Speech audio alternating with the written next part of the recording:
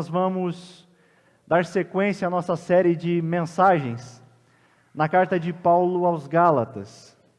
Nós veremos apenas 4 versículos. Versículos 26, 27, 28 e 29 do capítulo 3 de Gálatas. E o tema da mensagem de hoje é a nossa verdadeira identidade. O que será que Deus quer falar conosco através desse texto? Todo ser humano busca por uma identidade.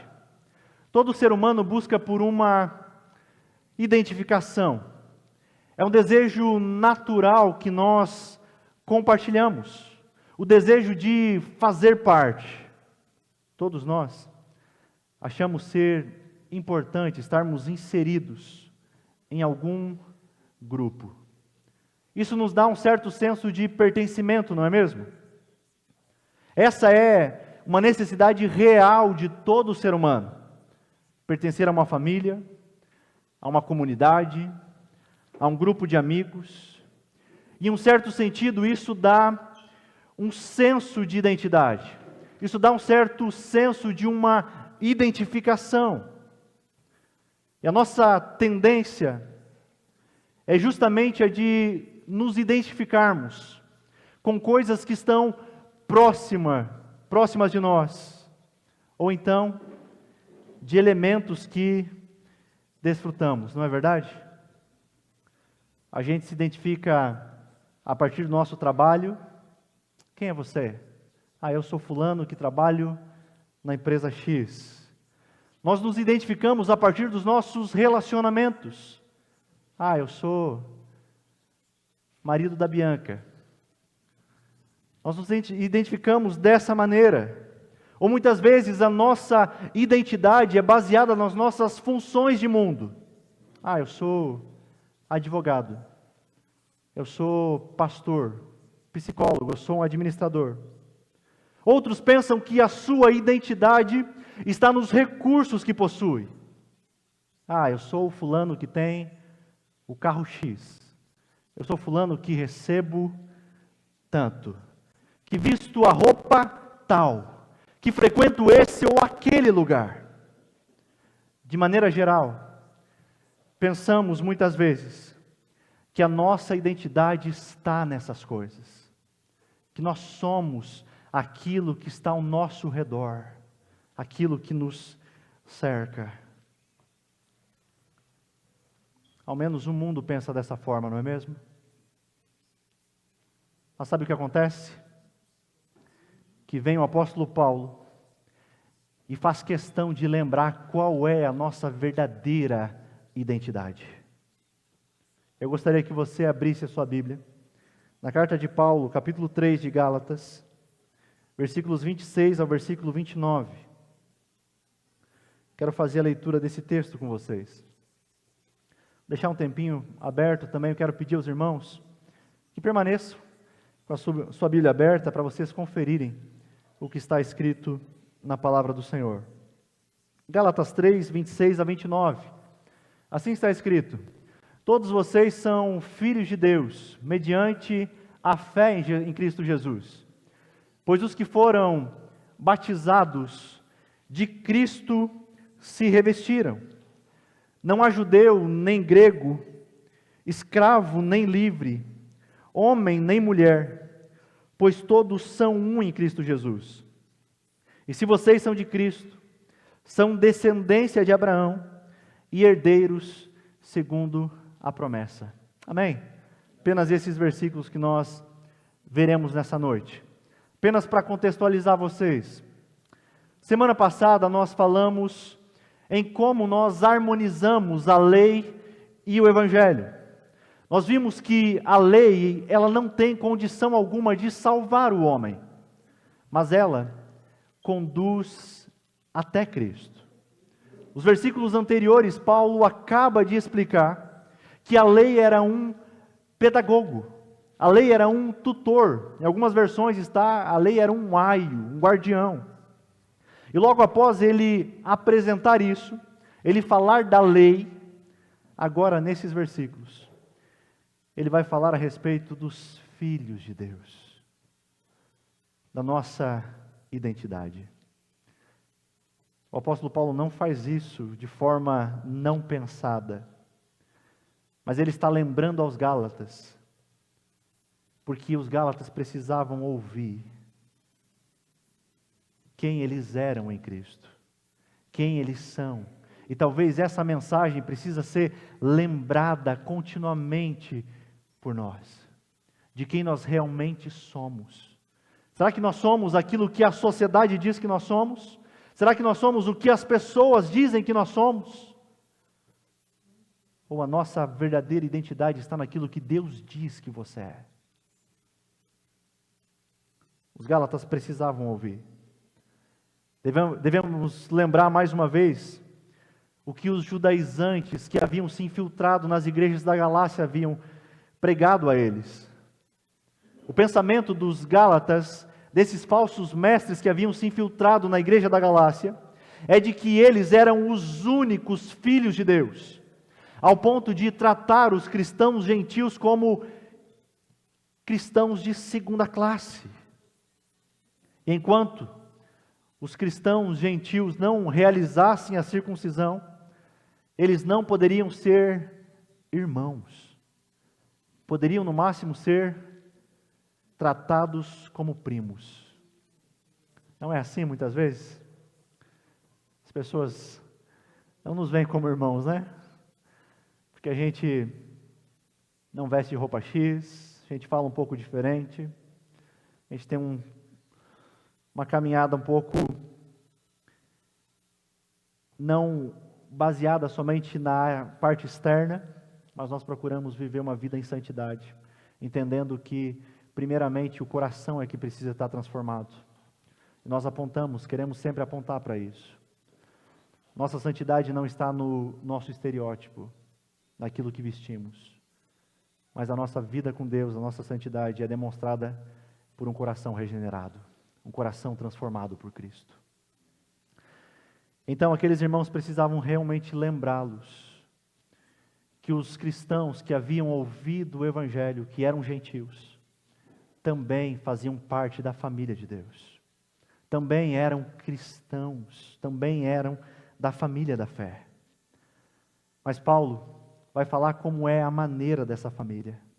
E mais, ele vai ainda mostrar as bênçãos que são concedidas exclusivamente pela fé. Nós podemos, nesses 4 versículos, dividi-los em 4 seções. A primeira, eu quero olhar com vocês a questão dos filhos. Nós estamos partindo para o final do capítulo 3. E aqui nós chegamos na parte que Timothy Keller chama de o clímax de tudo aquilo que Paulo disse até agora.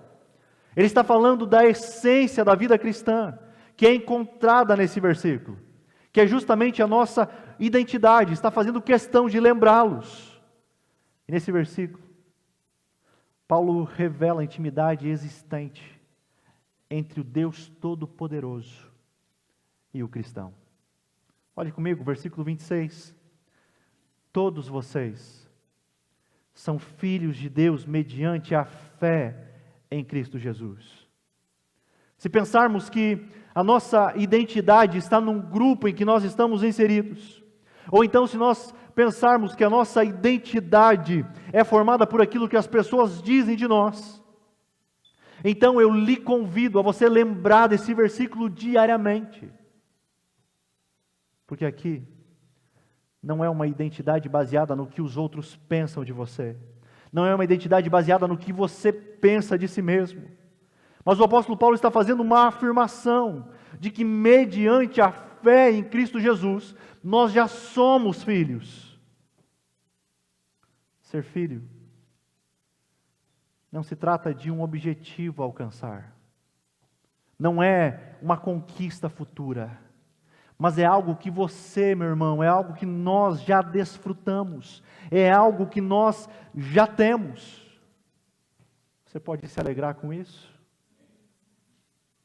Mas eu pergunto a você, será que todo ser humano desfruta dessa filiação? Não. E aqui a gente precisa explicar isso. Alguns ensinos equivocados das Escrituras que dizem que todas as pessoas são filhos de Deus.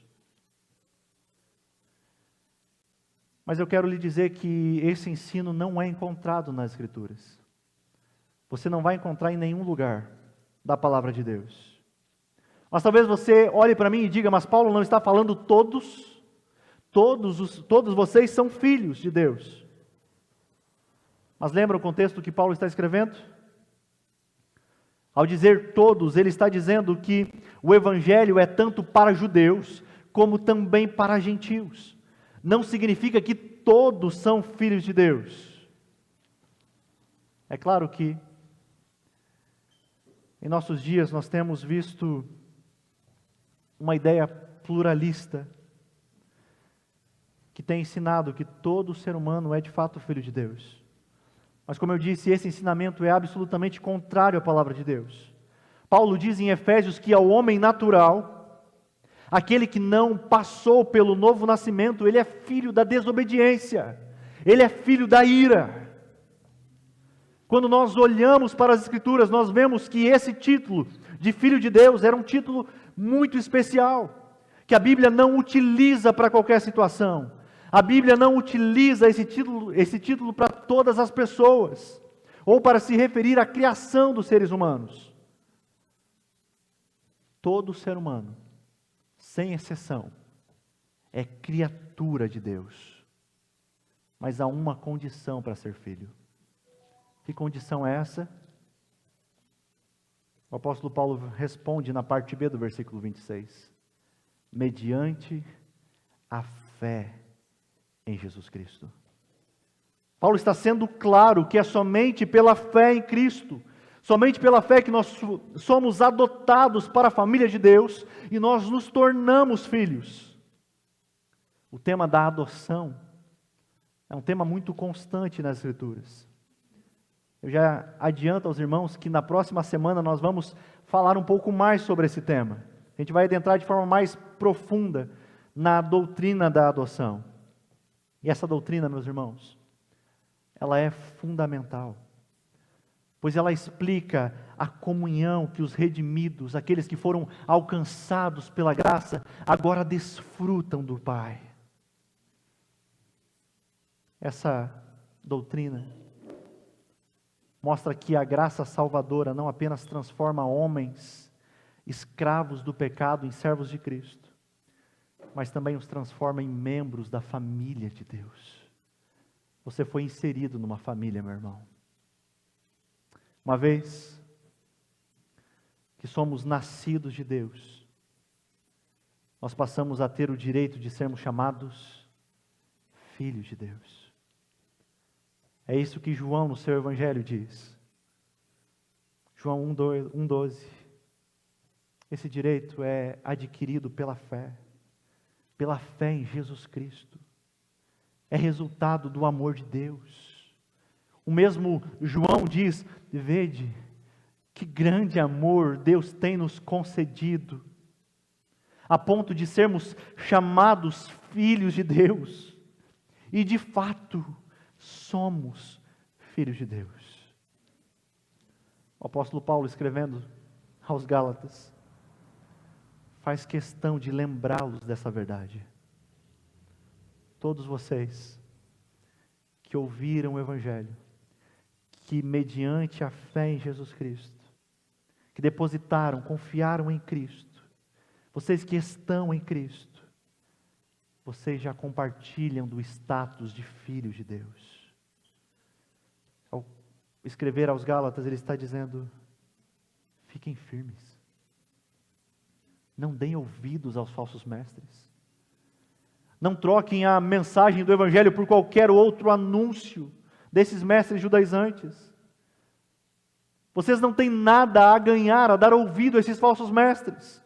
Muito pelo contrário, vocês vão colocar tudo a perder se vocês incluírem na mensagem a necessidade de circuncisão, a necessidade de guardar o sábado, a necessidade de se abster de alimentos, para que as pessoas se tornem filhos de Deus. Era isso que os falsos mestres judaizantes estavam dizendo. Ei, você quer ser filho de Deus? Então você precisa ter a fé em Cristo, mas não somente isso. A partir de agora você precisa da circuncisão. A partir de agora você precisa guardar o sábado. A partir de agora você não pode comer mais esse ou aquele alimento, beber essa ou aquela bebida. Mas Paulo está lembrando aos Gálatas, isso é voltar para a escravidão. Vocês foram alcançados pela graça. É somente pela fé que nos tornamos filhos de Deus. Qualquer outra coisa, colocar qualquer outra coisa é perverter o Evangelho. É algo mais ao Evangelho. Aqueles falsos mestres que queriam distorcer a identidade dos Gálatas.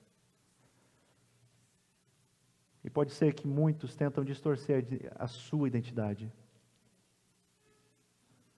Mas que você jamais esqueça, se você depositou a sua fé em Cristo, você já é um filho de Deus. E a sua condição não vai mudar. Você é filho. Você não precisa conquistar o direito de ser. Você já é. Como temos falado domingo após domingo, não é por algo que eu faço, não é por algo que você faz, mas é por aquilo que Cristo fez. Por tamanha bondade e graça, Ele nos adotou como filhos. Você se alegra com isso? Meu irmão, saiba que na sua identidade consta que você é filho de Deus e você pode desfrutar dessa condição. Uma aplicação para esse versículo. Eu sei que algumas pessoas têm um certo receio de desfrutar da paternidade de Deus. Pois muitos talvez não tiveram uma boa experiência com o seu pai terreno. E por isso tem uma certa resistência em ver Deus como pai. Eu não sei a sua realidade, mas talvez você tenha tido um pai distante, um pai rancoroso, um pai sem muita compaixão. Pode ser que essa tenha sido a sua realidade. Mas Deus não é assim. Deus é o Pai amoroso. Deus é um Pai cheio de misericórdia e compaixão. Deus é um Pai que lhe ouve. Deus é o Pai que lhe entende. Será que essa verdade consegue tocar na sua realidade diária? Será que isso faz sentido algum para você durante o seu dia a dia? O que isso representa na sua vida? Quero lhe convidar a fazer um exercício. Pense na semana que passou. Relembre das coisas boas que você desfrutou. A família, as conquistas, o lazer. Pense na beleza das coisas que você viu, das boas risadas, até mesmo das lágrimas. Acredite, tudo isso são cuidados do seu Pai. Em Lucas 12, Jesus nos convida a observarmos o mundo à nossa volta. Um texto muito conhecido, maravilhoso, que eu quero compartilhar com vocês. Jesus diz assim, Lucas 12, a partir do versículo 22. Por isso eu lhes digo, que não se preocupem com a vida diária, se terão o suficiente para comer ou com o corpo, se terão o suficiente para vestir. Pois a vida é mais que a comida, e o corpo é mais que a roupa. Observem, olhem os corvos. Eles não plantam nem colhem, nem guardam comida em celeiros, pois Deus os alimenta. E vocês valem muito mais que qualquer pássaro. Qual de vocês, por mais preocupado que esteja, pode acrescentar ao menos 1 hora à sua vida? E se não podem fazer uma coisa tão pequena, de que adianta se preocupar com as maiores? Outra vez Jesus diz, observem, prestem atenção, como crescem os lírios. Eles não trabalham, nem fazem suas roupas, e no entanto, nem Salomão, em toda a sua glória, se vestiu como eles. E se Deus veste com tamanha beleza as flores, que hoje estão aqui e amanhã são lançadas ao fogo, Ele não será muito mais generoso com vocês? Jesus acrescenta: gente de pequena fé, não se inquietem com o que comer e o que beber. Não se preocupem com essas coisas, pois elas ocupam os pensamentos dos pagãos e de todo mundo. Mas o seu Pai já sabe do que vocês precisam. Busquem acima de tudo o reino de Deus, e todas essas coisas lhes serão dadas. Fomos feitos filhos, e como filhos nós desfrutamos das suas dádivas. Não há o que temer. Mas lembre-se, você não se tornou filho por causa do seu bom comportamento. Você não se tornou filho por causa das suas boas obras. Você se tornou filho por graça de Deus somente. Somente pela fé. Não tem do que se gloriar. Amém?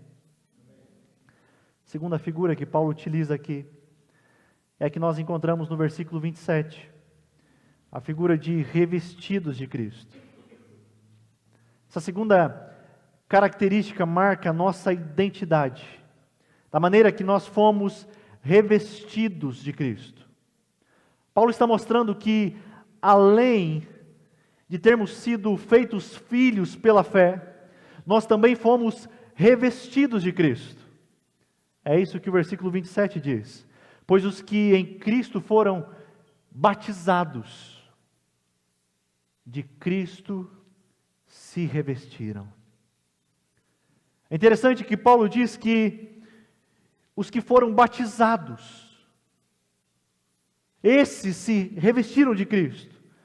Paulo está apontando para o batismo do Espírito, uma obra que é realizada primeiramente aonde? No coração. Ele cita o batismo mostrando a união do cristão com Cristo. E aqui nós temos uma das doutrinas centrais na teologia paulina, que é a união do crente com Cristo. Estar unido a Cristo significa que nós estamos conectados a tudo aquilo que Cristo fez para a nossa salvação. Ou seja, nós estamos unidos ao Salvador que morreu e ressuscitou. Isso significa que nós temos uma nova identidade em Cristo. De condenado para justo. É interessante que nesse versículo, Paulo utiliza uma metáfora. Essa é uma das suas preferidas. Ele vai utilizar novamente essa metáfora em Romanos, em Efésios e em Colossenses, que é a imagem de alguém vestindo uma roupa. Ele compara o próprio Cristo a uma roupa, ao dizer, olha, vocês foram revestidos de Cristo. Agora, quando as pessoas olham, elas não olham mais para você. Mas quando elas te olham, elas veem Cristo. Porque vocês foram revestidos de Cristo. Ao dizer que Cristo é a nossa roupa, significa dizer que a nossa identidade não se encontra em nenhuma outra classificação. Você não vai encontrar a sua identidade em coisas dessa sociedade, em coisas da cultura. O pastor Tim Keller sugere que nós, ao olharmos para esse versículo, nós devemos lembrar pelo menos 4 coisas. O que são? Primeira, nossa identidade está em Cristo. Keller escreve que as roupas são como um uniforme, não é mesmo? Que mostra a nossa identificação com pessoas, nossa identificação com classes sociais, com etnias e diversos outros grupos que muitas vezes temos mais afinidades ao utilizar determinados tipos de roupas. Mas ao dizer que Cristo é a nossa roupa, significa dizer que nós temos uma identidade que não muda. Uma identidade que agora nós fomos revestidos de Cristo. Quando Deus olha para nós, Ele olha para o seu Filho, porque fomos revestidos dele. Nenhuma outra classificação vai definir quem realmente somos. Não vai ser nas roupas que eu visto, nos recursos que eu tenho. Não é nos diplomas que eu conquistei. Mas a minha verdadeira identidade se encontra em Cristo. Ele me conferiu valor. Ele conferiu valor a você. Segunda implicação, diz respeito à proximidade da nossa relação com Cristo. Paulo, utilizando dessa metáfora, ele está dizendo, olha, suas roupas têm mais proximidade com você do que qualquer outro bem. Você depende delas para ter proteção o tempo todo. Elas o acompanham por toda parte. Portanto, sermos revestidos de Cristo significa que nós também devemos viver em total dependência dEle, na certeza de que Ele está conosco. Terceira implicação é que também isso nos leva a uma imitação de Cristo. Quando nós nos revestimos de Cristo, isso também significa imitá-lo.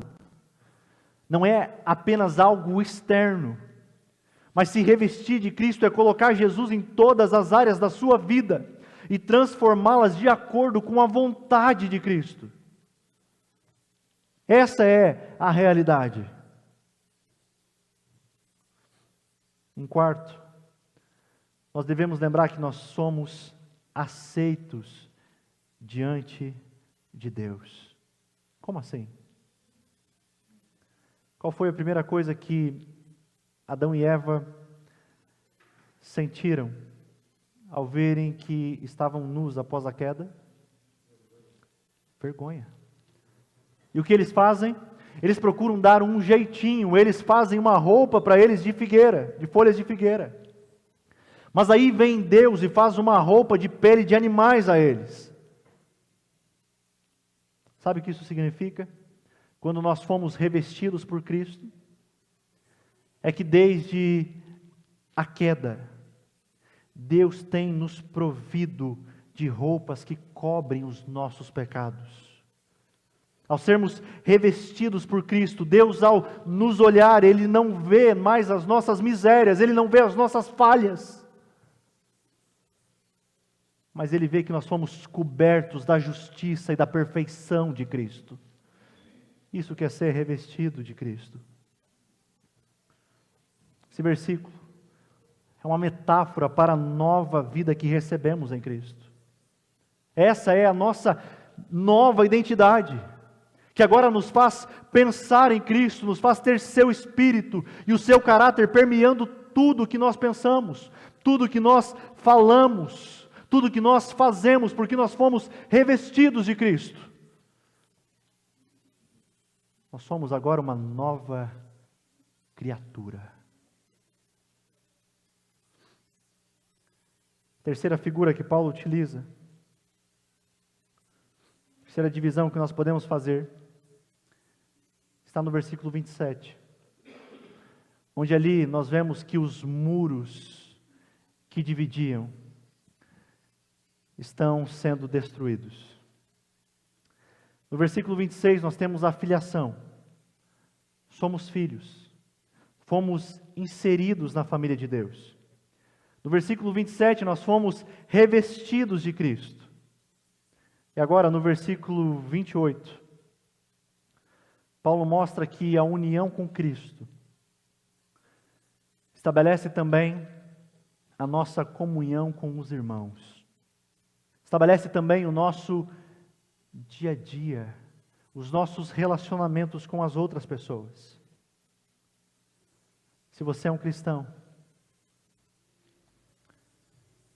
então você é um filho, uma filha de Deus. E o que isso significa? significa também que todos os filhos e filhas são irmãos e irmãs. E Paulo está aqui derrubando alguns muros. Ele vai citar 3 barreiras que costumam dividir pessoas.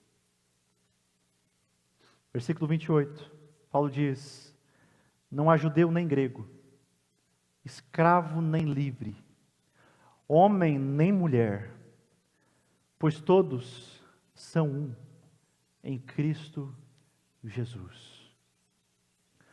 Paulo escreve isso porque essas 3 divisões polarizaram o mundo antigo. A barreira cultural, a barreira da classe social e a barreira do gênero. Esse preconceito ocorria em todo Israel, onde, para vocês terem ideia, alguns homens oravam agradecendo a Deus todos os dias por não terem sido feitos gentios, por não terem sido feitos escravos, e por Deus não ter feito eles mulheres. É justamente isso que os judaizantes estão tentando fazer com os gálatas. Ao dizer que eles só serão aceitos por Deus se tornando judeus. Eles estão dizendo, olha, para você ser cristão, então você precisa participar dessa mesma classe cultural, dessa classe social. Você precisa ter o mesmo gênero.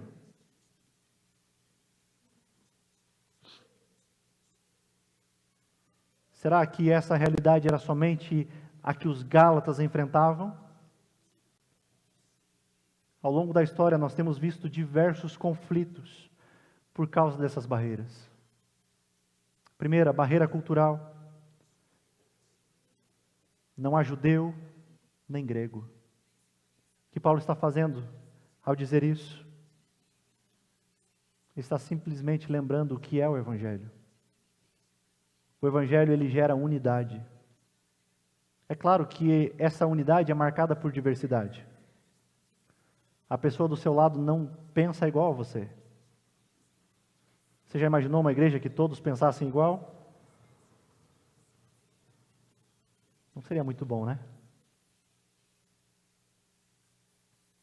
Nós temos uma diversidade no povo de Deus. Nós concordamos naquilo que é essencial na fé cristã. Mas em outras coisas nós podemos e somos culturalmente diferentes. E o que é maravilhoso é que, apesar de sermos tão diferentes uns dos outros, todos somos um através do Evangelho. O que isso significa? Significa que não deve existir divisões culturais na Igreja de Cristo. Porque na Igreja de Cristo não há um melhor e outro pior, não há isso. Na Igreja de Cristo todos são filhos, todos são um em Cristo. Isso é o que o mundo diz, olha, eu sou melhor do que você. Mas o Evangelho de Cristo vem e rompe essa barreira, dizendo não, aqui não. Aqui você é igual. Aqui você é filho. Você não tem mais privilégios do que o outro, porque você culturalmente vem de uma cultura diferente. Não é isso. Mas essa barreira cultural ainda é existente. Não é mesmo? As pessoas que têm uma cultura diferente da nossa, muitas vezes não se assentam à nossa mesa. Por quê? Se fomos feitos um, pessoas que pensam e são culturalmente diferentes de nós também precisam estar ao nosso lado. Isso se chama comunhão. Isso é a Igreja de Cristo. Todos são um em Cristo Jesus. Não há judeu nem grego. Todos são pecadores e precisam da graça de Deus. Amém? Outra barreira é a barreira da classe social. Paulo diz, não há escravo e nem livre.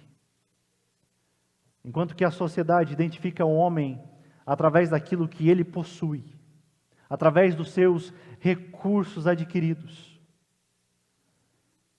O Evangelho vem e diz, olha, aqui, no reino de Deus, no povo de Deus, não há rico e nem pobre.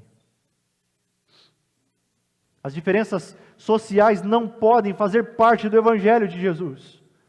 Não há essas barreiras na família de Deus.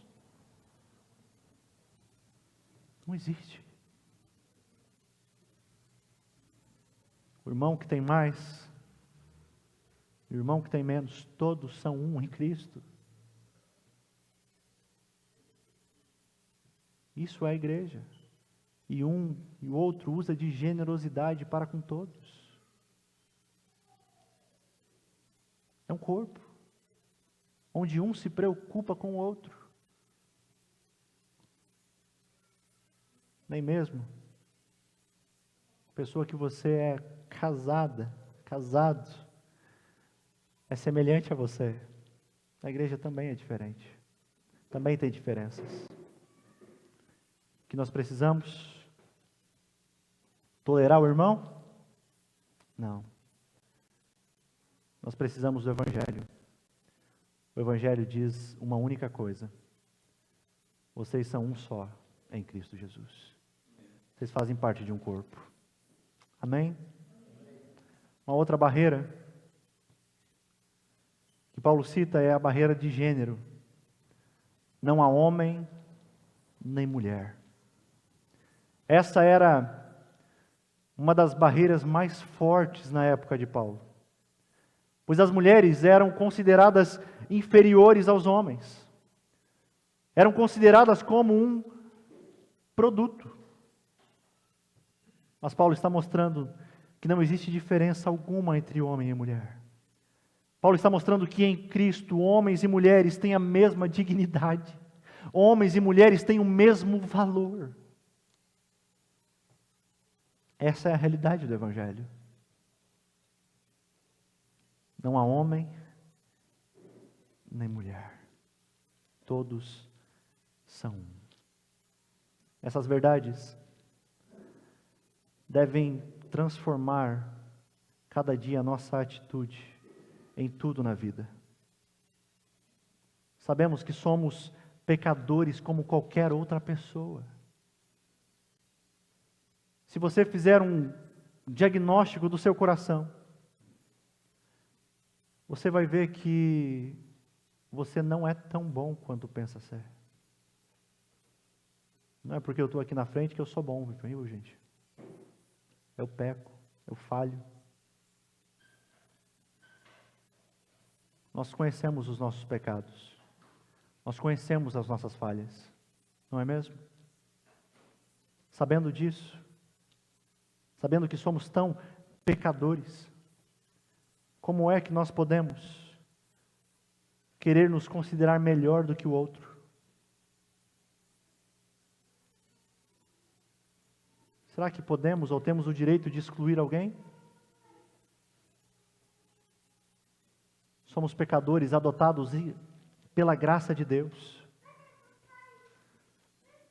E essas divisões, meus irmãos, essas divisões só podem ser vencidas em Cristo Jesus. São barreiras que estão por aí, não é mesmo? São barreiras culturais, sociais, barreiras de gênero, barreiras políticas. Mas o que Paulo está dizendo é: vocês são um em Cristo Jesus. Vocês foram unidos a Cristo. Vocês são revestidos de Cristo. É somente em Cristo que podemos vencer essas barreiras. Lembrando que o povo de Deus é uma família. E nessa família não há filhos de segunda classe. É somente quando nós estamos em Cristo é que nos tornamos capazes de enxergar as pessoas da maneira como Jesus as enxerga. E de tratá-las da maneira como Jesus as trata. Mas eu sei que muitas vezes o velho homem quer aparecer, né? Temos receio de falar com pessoas que pensam diferente, pessoas que têm condições maiores ou menores do que nós.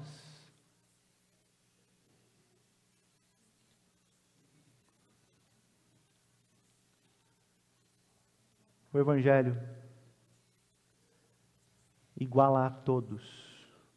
Primeiro, na má notícia, todos são pecadores, todos necessitam da graça de Deus, mas mediante a fé em Jesus, todos agora são filhos. Isso é maravilhoso. Quarta divisão que nós podemos fazer, versículo 29. Paulo finaliza o capítulo 3, agora mostrando quem nós somos na história, ao longo da história. Versículo 29. E se vocês são de Cristo, são descendência de Abraão e herdeiros segundo a promessa. Vocês lembram que lá no Gênesis, Deus havia prometido a Abraão que por meio dele todas as famílias da terra seriam abençoadas? E essa promessa nós vemos desde o começo, que foi reafirmada pelos profetas, anunciada pelos salmos e concretizada por meio de Cristo. Essa família da fé, portanto, agora herda de forma adiantada, a partir da ação do Espírito Santo no coração. Já herda isso. Você já é filho, você já desfruta das promessas, das bênçãos de Deus. Mas também, nós vivemos entre o já e ainda não. Na expectativa de que no futuro nós herdaremos de forma completa tudo aquilo que foi prometido. Sabe por quê? Porque isso foi dado ao Filho. Isso foi dado a Cristo. E o Filho, ele compartilha com todos os outros herdeiros. Amém? Eu ia ter um doguinho para ouvir a palavra. O que nós recebemos de Cristo não é apenas para aqui e agora, mas é para toda a eternidade. Paulo está dizendo, vocês são descendentes de Abraão, vocês são herdeiros agora segundo a promessa. E um comentarista, Philip Ryken, ele escreve que nesse versículo, Paulo está estabelecendo a identidade do cristão em relação à história. Pois em relação à divindade de Deus, a minha identidade é filho ou filha. Em relação à humanidade, eu sou irmão ou irmã de todos os que são filhos de Deus. Mas em relação à história, que eu pertenço, você pertence à única família, a única família que Deus começou nesse tempo e vai preservar por toda eternidade. Essa herança só é possível, como afirma no versículo 29, se vocês são de Cristo. Se você pertence a Ele, então você tem essa garantia. Assim, herdaremos tudo aquilo que Deus prometeu dar aos seus filhos. Perdão dos pecados, o céu, a vida eterna e inúmeras outras promessas. Tudo o que é necessário para você se tornar um herdeiro de Deus é a fé em Jesus Cristo. Somente a fé é suficiente. Finalizando, apenas uma aplicação. Eu lhe faço uma pergunta nessa noite. Você é um membro da família? Sim. Caso você não tenha certeza de que você é, deve ser porque ainda não encontrou a sua verdadeira identidade em Jesus Cristo. Talvez você ainda não foi a Ele com fé, confiando nele para lhe salvar dos seus pecados e fazer de você um filho de Deus. Ou talvez você confie em Cristo, mas ainda está buscando a sua identidade em outro lugar. Em valores da cultura, em valores que a sociedade impõe. E isso tem feito você basear a sua identidade nessas coisas. Mas, meus irmãos, a única maneira de nós nos encontrarmos, a nossa verdadeira identidade é indo a Deus por meio de Cristo. Aqueles que estão em Cristo sabem exatamente quem são. Sabemos quem é o nosso Pai. Nós somos filhos e filhas do Deus Altíssimo, do Deus Todo-Poderoso. Sabemos também quem são os nossos irmãos, porque nós somos feitos filhos. Se você é um cristão, isso é quem você é quem você será para sempre. Nada mudará essa realidade.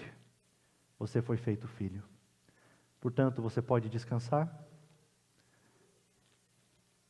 Não descanse nos valores deste mundo. Os recursos cessam, podem acabar. A sociedade, a cultura muda. Mas a única coisa que permanece para sempre é a sua identidade de filho. Essa não muda. É a garantia do próprio Jesus. Aqueles que o Pai me deu, de maneira alguma lançarei eles fora. É nisso que nós podemos confiar.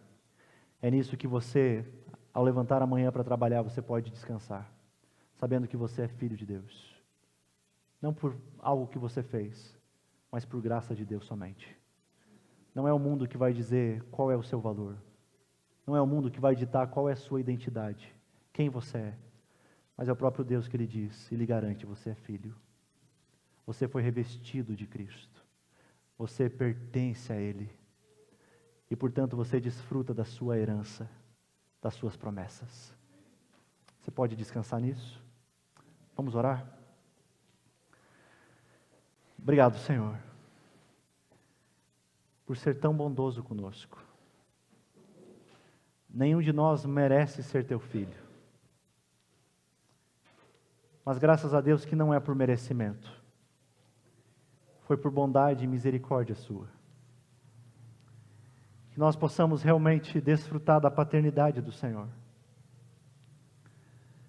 Apesar de muitas vezes o nosso pai terreno ter falhado, ter errado, o Senhor é um Deus amoroso, um Deus que nos ouve, que nos entende, que nos compreende, que nunca errou.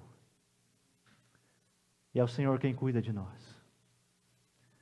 Que nós possamos desfrutar dessa verdade, não esquecendo em momento algum de quem nós somos em Ti. Reafirma essa verdade em nosso coração. É o que nós te pedimos. Amém. Meus irmãos,